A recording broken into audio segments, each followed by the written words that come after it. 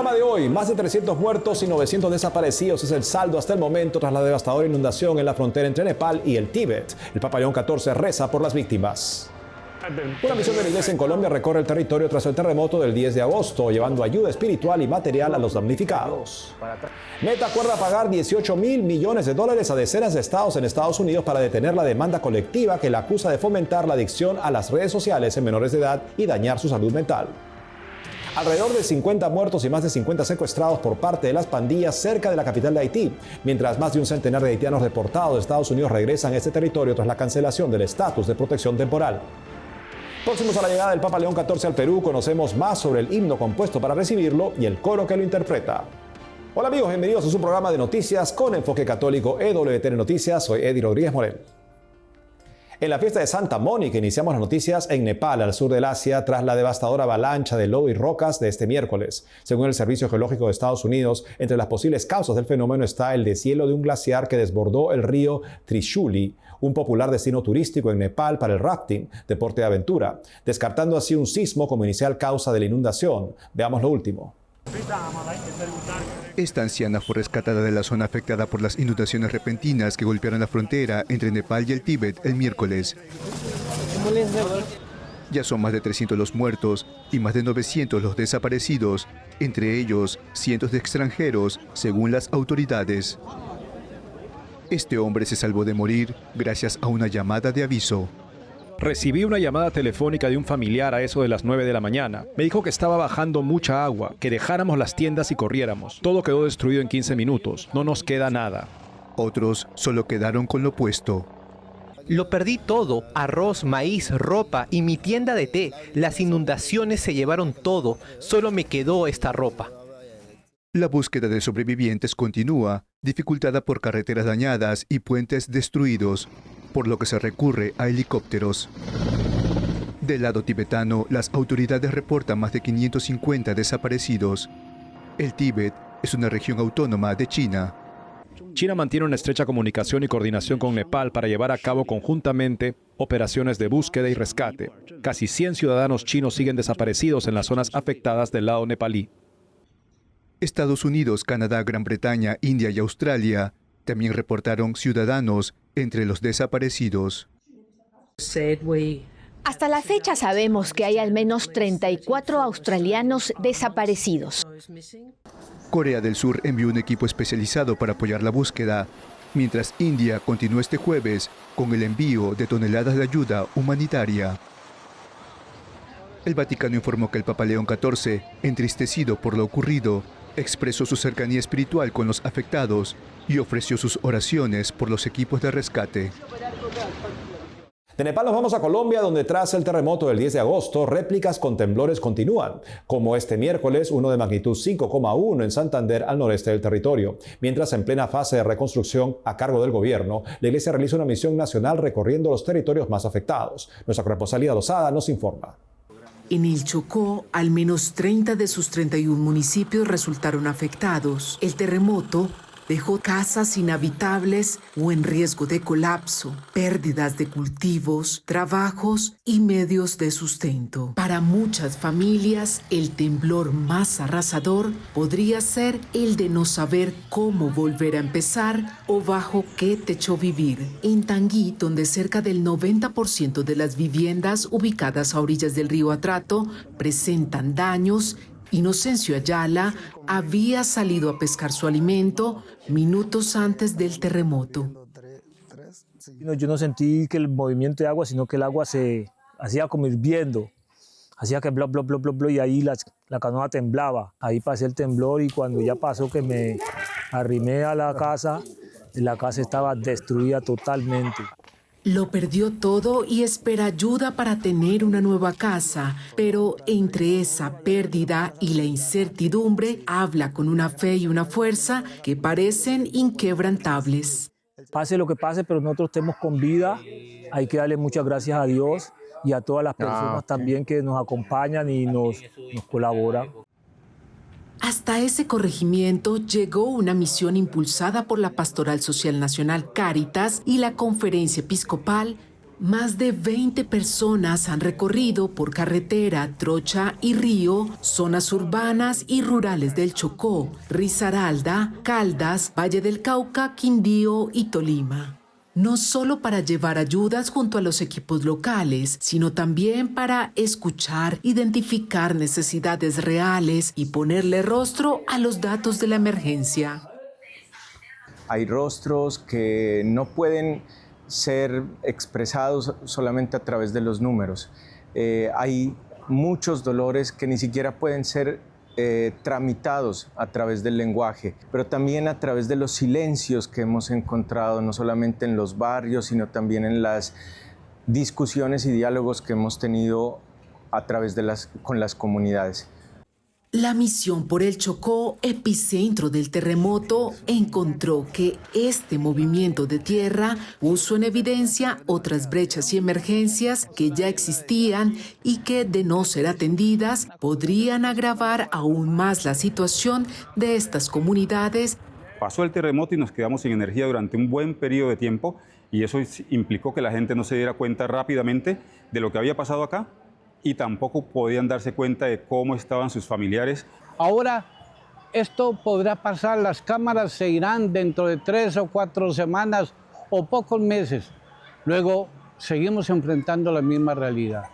La misión también encontró la voz de líderes de comunidades indígenas rurales que han experimentado desarraigo y pérdida comunitaria. Además de viviendas y cultivos, resultaron afectados sus espacios colectivos. Espacios donde comparte familia, en todo el proceso de su proceso organizativo, también familia, su convivencia, su uso, costumbre como cultura, sus actividades cotidianas donde realice, ya no lo tenemos. Pero hay daños que no se ven entre los escombros. Han encontrado comunidades con miedo, dificultades para dormir y graves afectaciones mentales que podrían prolongarse más allá de la emergencia. Los niños que siguen sin ir al colegio entre los más afectados.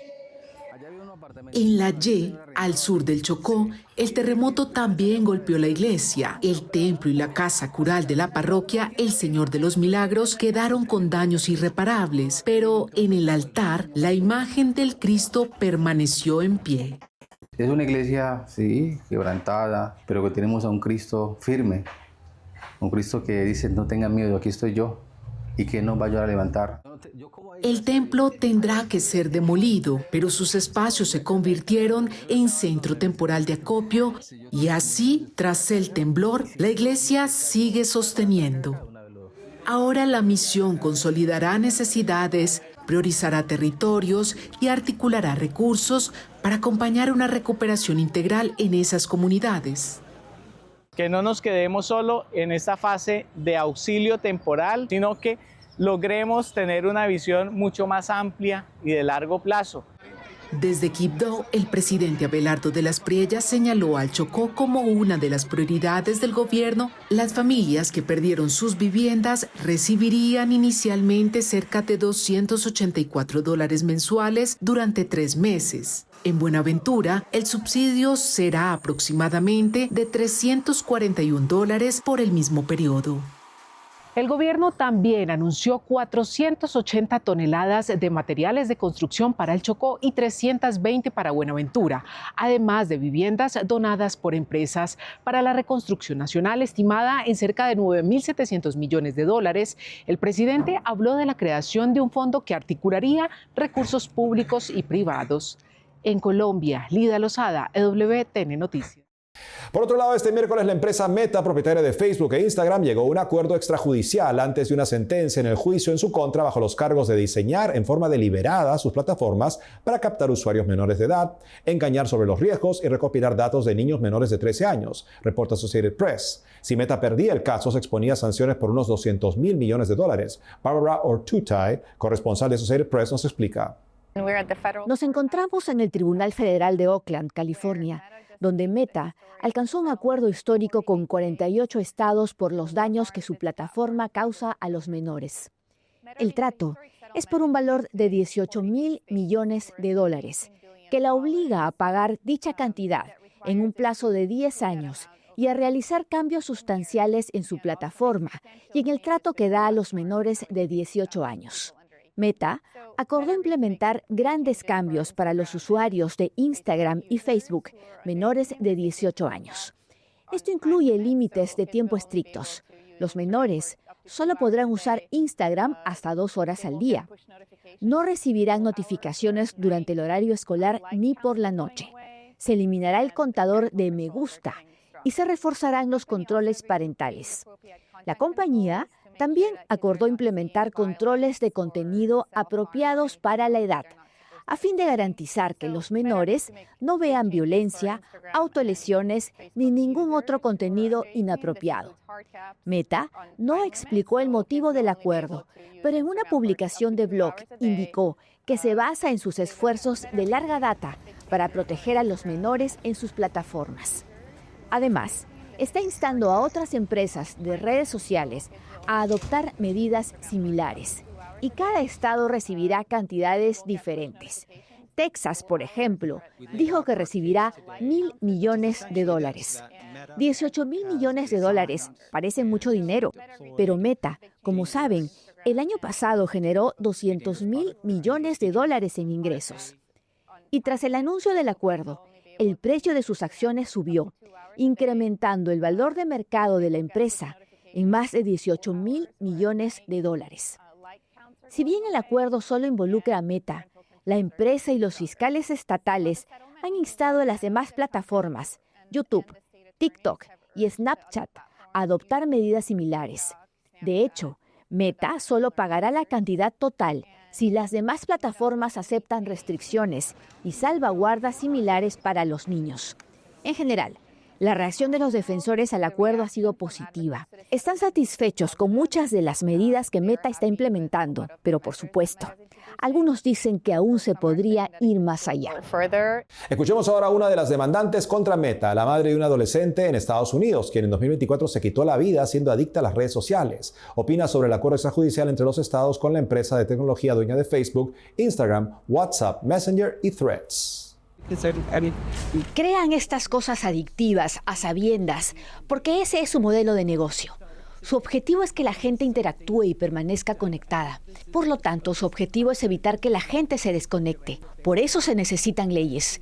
Estoy aquí porque no quiero que sus cortos 16 años hayan sido en vano y sentí que por fin se hace algo. Espero que esto no sea solo un precio que pagar por hacer negocios y que vuelvan a hacerlo. Pero están dañando intencionalmente a los niños y especialmente se aprovechan de la frágil psique de los adolescentes.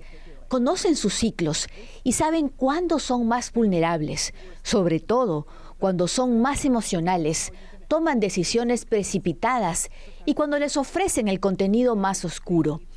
Es repugnante lo que hacen, peor que la industria tabacalera. Hay que tener 16 años para conducir, 18 para votar, 21 para beber y 25 para alquilar un carro. Pero en Internet puedes ver cualquier cosa a cualquier edad, sin ningún tipo de control, y estas empresas lo saben. Ninguna cantidad de dinero podrá devolverme a mi preciosa hija. Se avecinan muchas demandas contra estas empresas, muchos padres. Y sí, estoy satisfecha. Creo que la justicia es posible.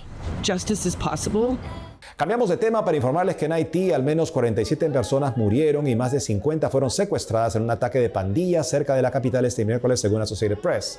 La Oficina Integrada de las Naciones Unidas reporta al menos 5 niños entre los fallecidos. Se cree que es uno de los mayores secuestros masivos en Haití en los últimos años. Un líder de pandillas amenaza con asesinar a los rehenes y las autoridades eliminan a algún pandillero, mientras las autoridades intentan proteger a una comunidad enclavada en las colinas de Puerto Príncipe. Este martes la ONU publicó estadísticas sobre la violencia de pandillas en Haití, que ha desplazado a 1,5 millones de haitianos, más de 3.000 muertos entre enero a junio y alrededor de 1.400 heridos. Escuchemos al alcalde de una población afectada por las bandas y a uno de sus habitantes.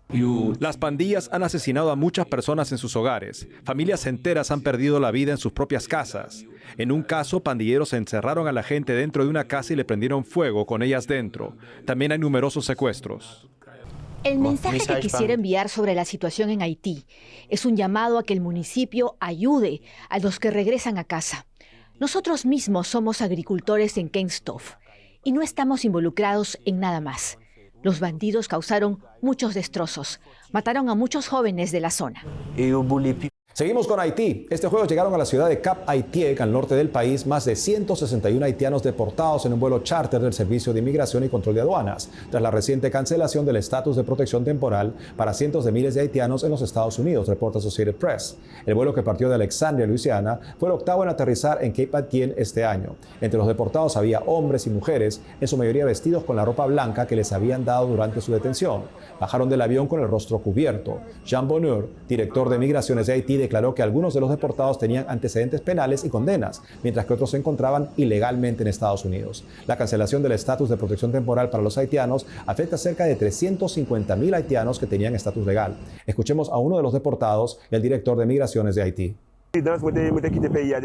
Tengo mi estatus de residente. Salí de Haití cuando tenía 5 años y mi familia vive en la ciudad de Nueva York. Yo no cometí delito, pero me arrestaron. Era la única persona negra del grupo. Me sentenciaron a 19 años de prisión. Luego vino el ICE y me llevó sin interrogarme. Simplemente me enviaron aquí.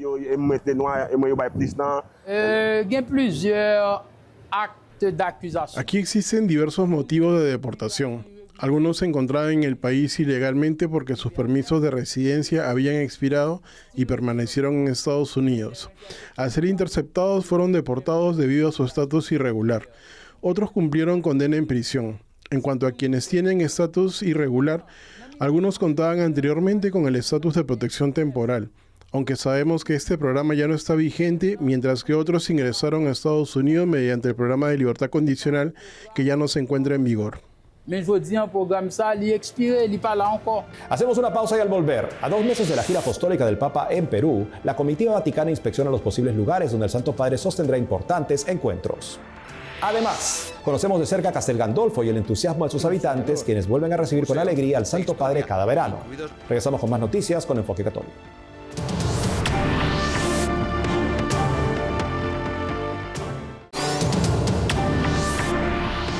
Faltan 76 días para que el Papa León XIV llegue al Perú y la comitiva del Vaticano, encabezada por Monseñor José Salas, coordinador de los viajes apostólicos, visita esta semana los lugares que serían parte del recorrido del Santo Padre, reporta la agencia de noticias andina. Este jueves inspeccionan espacios en Cusco, en los Andes del territorio. El miércoles hicieron lo propio en la ciudad de Pucallpa, situada en la selva. En la capital, Lima, el equipo observó el estadio monumental del Club Universitario de Deportes para un posible encuentro multitudinario del pontífice con los jóvenes. Aún no hay fechas exactas de la programación de las actividades del pontífice, obispo por estas tierras que adoptó la nacionalidad peruana. Y seguimos en Perú, que se prepara para la llegada del Papa el 11 de noviembre, y les contamos que el coro Aguchita, ganador del concurso nacional para elegir el himno de la visita del Santo Padre, y está grabando la música y video de esta melodía que lleva por nombre León, hermano del camino. Natalie Paredes entrevistó al director Jaime Montoya, quien desde España lidera el grupo. Empezó preguntándole qué nos dice la letra de León, hermano del camino. Bueno, lo que trata la canción es hacerlo ver a nuestro Papa, a nuestro querido Papa, a su santidad, justamente como él quisiera que lo vean. No tanto como una élite de santidad, sino un pastor. Él en Perú ha sido un pastor que se ha acercado mucho a las comunidades, y pienso que él quiere que lo veamos así, como un hermano, como un amigo, que alguien que acompañe y que anime el caminar. Sabemos también que el mismo Papa ha escuchado el himno. ¿Qué comentarios suyos ha trascendido? Bueno, es una alegría inmensa. Ese día que se ganó el concurso, el 10 de julio, el arzobispo de Lima le envió el audio del grupo ganador, y el Papa contestó que le había gustado la música y que felicitaba al grupo ganador. Eso nos llena de orgullo. Sí, imagino que sí, señor Montoya. Y también ustedes, imagino que también están preparándose para este evento especial, para la gira del Papa. ¿En qué eventos o momentos de la gira ustedes van a estar interpretando el himno León, hermano del camino? Sí, nos estamos preparando mucho para poder estar a la altura de las presentaciones. Imaginamos, todavía no se ha conversado sobre esos temas, pero por lo que nos han dicho es cantar en los eventos donde el Papa tiene presentación masiva, ¿no? Para que se pueda cantar el himno con toda la comunidad. Debe ser muy emocionante poder estar ahí. Cuéntenos también sobre el coro Aguchita, sobre ustedes, los creadores e intérpretes del himno oficial del Papa en Perú. Bueno, el coro nació justamente por motivo de la beatificación de la primera mártir peruana, María Agustina Rivas López, Aguchita. Y me dieron la responsabilidad de dirigir al coro, y llamé a jóvenes y adultos que hayan tenido un trabajo pastoral o cercanía con Aguchita. Y es así como se formó el coro en el año 2022. cantamos en la beatificación que fue en la Florida, en la selva, y hemos estado cantando en algunos eventos posteriores. Y ahora nos hemos vuelto a juntar con más fuerza para este concurso y en el himno ganador que le cantaremos al Papa. Señor Montoya, ¿y ya hay fecha también para el estreno? ¿Para cuándo podríamos tener ya la canción, el videoclip de León Hermano del Camino? Mira, justo ahora están terminando de grabar toda la parte en Updike. Uno de los primeros premios era grabar en Updike de manera profesional y hoy día están terminando de colocar las voces. Imagino que lo terminarán el lunes o martes la edición. El día jueves se está grabando el videoclip. Así que imagino que también será una media semana o no mucho, la subsiguiente semana ya estaría todo completo videoclip con la música oficial, digamos, ¿no? Y hay algunas novedades por ahí dentro de ese audio. Era Jaime Montoya, director del coro Aguchita, en entrevista con Natalie Paredes. Nos vamos al sureste de Roma, en Italia, para ver el renacimiento de una pequeña localidad que alberga el Palacio Apostólico, tradicional estancia de verano de los pontífices.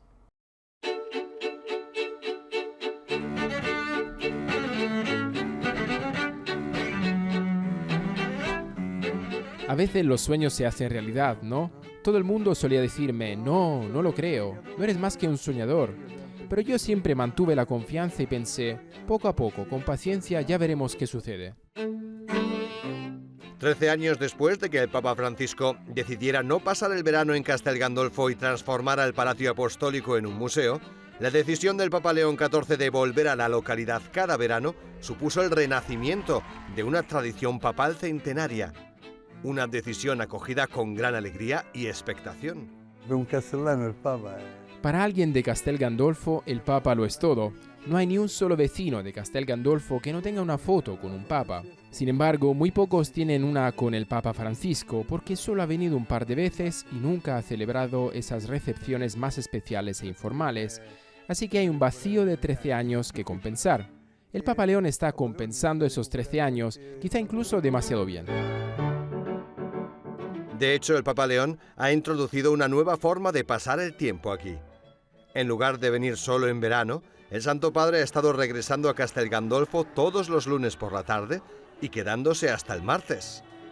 Y siempre invierte tiempo en saludar a los peregrinos que acuden a verle. También ha decidido volver a instalarse en el Palacio Apostólico, la residencia tradicional de sus predecesores, en lugar de quedarse en Villa Barberini, en el corazón de los jardines papales, donde pasó los primeros meses de su pontificado. Para nosotros, los habitantes de Castel Gandolfo, es una gran alegría, porque el palacio llevaba cerrado 13 años. Permaneció cerrado durante todo el pontificado del Papa Francisco. Para nosotros es una alegría inmensa, porque siempre hemos convivido con los papas.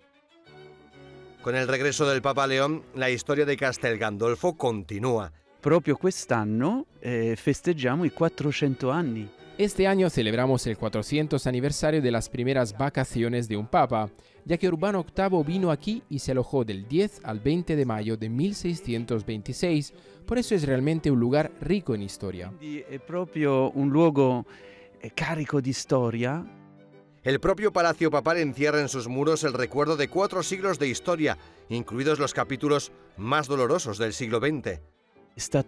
También se convirtió en un lugar de refugio, especialmente durante la Segunda Guerra Mundial, cuando el Papa Pío XII dio cobijo a unos 12.000 refugiados. Fausto D'Angelo, de 86 años, recuerda muy bien aquellos días. Nacido aquí en Castel Gandolfo, su padre, zapatero de oficio, abrió un taller frente al Palacio Papal allá por 1923. Durante la Segunda Guerra Mundial, fue él quien instó al Papa a abrir las puertas de las villas pontificias a quienes huían del conflicto. Al tratarse de territorio vaticano neutral, las villas no solo estuvieron protegidas de los ataques durante la guerra, sino que también se convirtieron en un refugio seguro para miles de civiles. Yo me ricordo, ero piccolo, dormivamo nella stanza degli svizzeri, dormivamo con... Lo recuerdo bien, era un niño pequeño, dormíamos en los barracones de la Guardia Suiza, con colchones en el suelo, en esas sencillas camas de campaña de lona.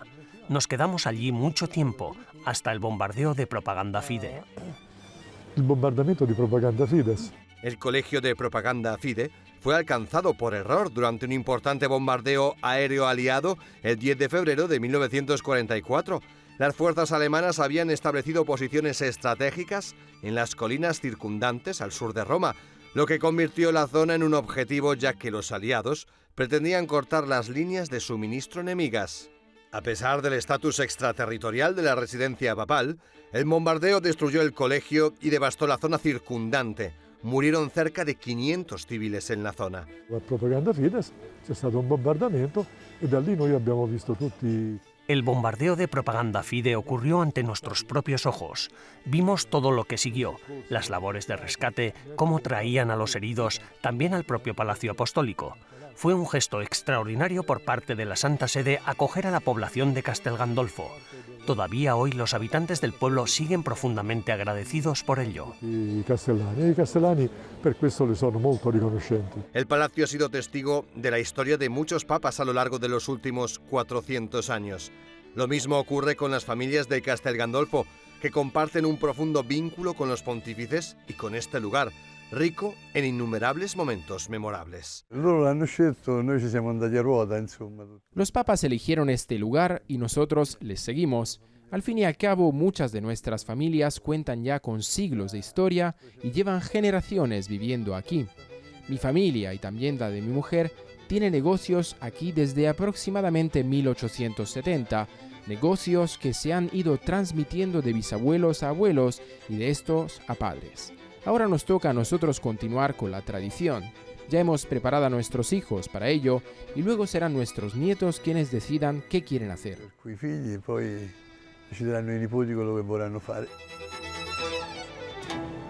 Y eso es todo, amigos. Gracias por haber estado con nosotros. Saben que pueden seguirnos en las redes sociales, también de lunes a viernes a las 12 del mediodía, hora de Miami, en Radio Católica Mundial, y su programa Más que Noticias con un servidor. Hasta entonces.